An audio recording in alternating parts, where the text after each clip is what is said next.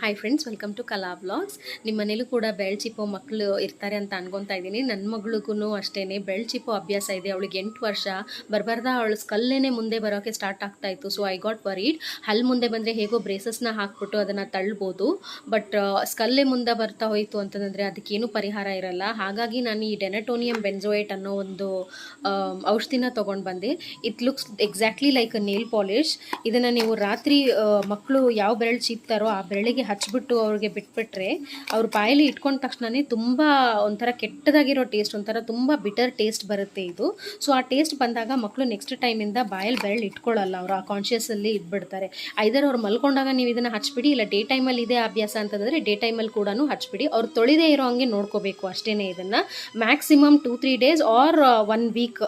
ತುಂಬಾ ದೊಡ್ಡ ಮಕ್ಕಳಿದ್ವು, ಗೊತ್ತಿತ್ತು, ಚಾಲಾಕಿದ್ರು ತೊಳ್ಕೊಳ್ಳೋಷ್ಟು ಅಂದರೆ ಬಿಟ್ಬಿಡ್ತಾರೆ 1 ವೀಕಲ್ಲಿ.